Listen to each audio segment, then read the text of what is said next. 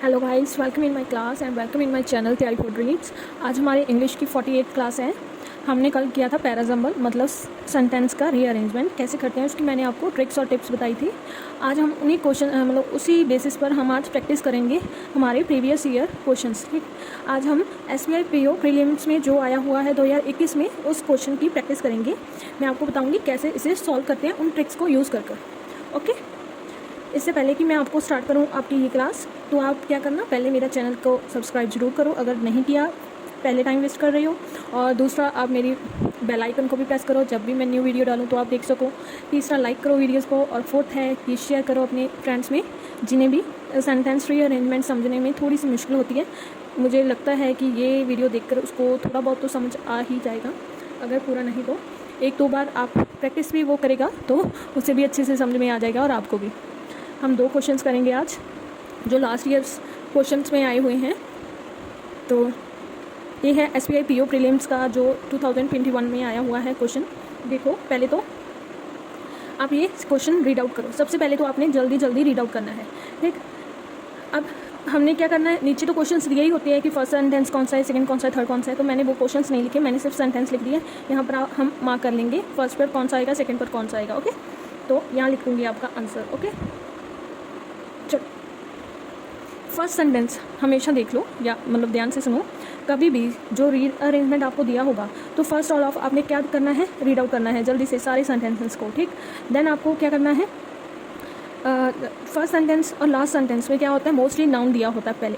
Okay, तो हम क्या करेंगे, नाउन से स्टार्ट करेंगे। अब पहले देखो नाउन किस किस सेंटेंस में दिया है। ये क्या है, सिंस आपका कंजंक्शन है तो आप छोड़ दो। द इंडियंस नाउन है मतलब सब्जेक्ट है। दे क्या है आपका, प्रेपोजिशंस है। ठीक, सॉरी प्रोनाउन है। सो क्या है आपका, कंजंक्शन है। और इन द इंसिडेंट क्या है आपका, सब्जेक्ट है मतलब नाउन है। अब आपको ये तो पता चल गया कि बी या ई में से आपका पहला सेंटेंस कोई है, बाकी सेंटेंस आपके पहला सेंटेंस नहीं हो सकता। तो आप क्या करो, पहले इन दोनों को पढ़ो। जैसे कि the Indian Greeks and मेसोपोटामियंस and Egyptians lead the way, but agriculture strangely enough use the same animal to represent the same powers. Then आपका ये आप ई वाला सेंटेंस रीड आउट करो। In the ancient world, humans were not just close to animal, but in the most case deeply depend on them. तो आपको क्या है, इन दोनों सेंटेंसेस को पढ़कर पता चल गया होगा ना कि देखो ये दोनों सेंटेंसेस जो है ना, एक तो आपका लास्ट सेंटेंस बनेगा और सेकंड वन आपका क्या बनेगा, फर्स्ट सेंटेंस बनेगा। आपको पहले से ही पता चल गया ना कि ये तो बस बीच में वाले सेंटेंस है, दे सो सिंस वाले। तो आपको क्या है, लास्ट और फर्स्ट सेंटेंस में पता चल गया कि हाँ कि नाउन दिया है और यहाँ भी नाउन दिया है।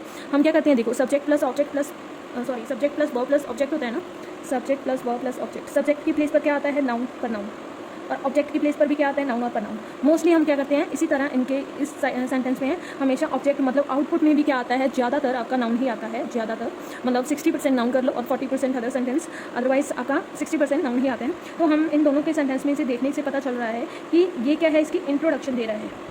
ये क्या है, इसकी इंट्रोडक्शन, दिख नहीं रहा होगा ना पेन से लिखने, ये क्या है, इसकी इंट्रोडक्शन दे रहा है।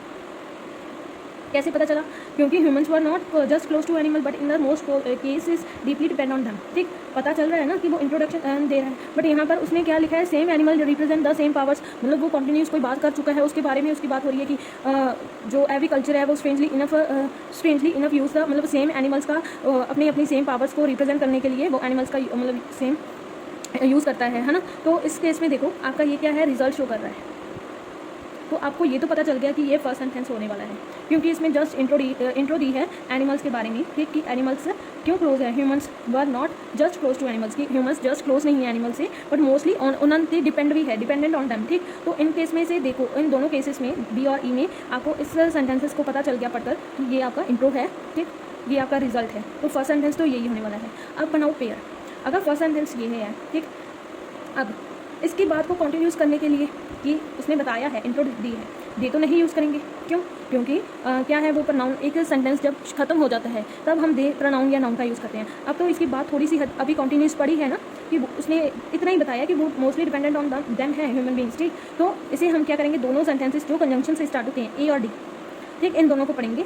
सो हमको पता चल सके कि कौन सा सेंटेंस आएगा। ओके, जैसे कि since they were part of the local culture and they could not be separate from religions, कि वो हमारे लोकल कल्चर का भी पार्ट है और वो हमारे रिलीजन से भी सेपरेट नहीं है। क्यों नहीं है? पता ही है, माता रानी की सवारी कौन सी थी? शेर थी। हमारे गौ माता को भी मानते हैं, तो हमारे रिलीजन्स में क्या है, हमेशा एनिमल्स का पार्ट रहा है। ठीक, हमारे एनिमल्स पार्ट रहे हैं। तो ये एक सेंटेंस हो गया। ठीक, नेक्स्ट हम ये पढ़ेंगे डी वाला, कंजंक्शन वाला। So there was a willingness to use animals as gods, they give added meaning to the divine. तो इस सेंटेंस को पढ़कर आपको ये नहीं लग रहा कि ये पेयर बन रहा है, क्योंकि देखो, since they were part of the local culture, they could not be separate from religions, so they were willingness to use animal as god. इसी का पार्ट लग रहा है ना कि वो रिलीजन से सेपरेट नहीं है, फिर वो बोल रहा है सो देवर आर, तो ये भी मतलब एक और कॉन्टिन्यूस बात हो चुकी है। तो देखो इसमें आपका पेयर कैसे बन रहा है, हमने पेयर बनाना था सी से, सॉरी कोई कंजंक्शन से, तो सेंस के अकॉर्डिंग हम इसे सेकंड पेयर बनाएंगे। क्यों? क्योंकि हमारी बात यहाँ पर पूरी हो रही है। देखो, humans were not just close to animal but in the most cases deeply depend on them since they were part of a local culture and they could not be separate from religions, वो separate नहीं है हर religion से। इसी according हमारे ये sentence बन रहा है, जैसे कि देखो, so there was a willingness to use animal as gods, they give added meaning to the divine. तो ये आपका क्या बन गया? थर्ड सेंटेंस बन गया। कैसे पेयर बना?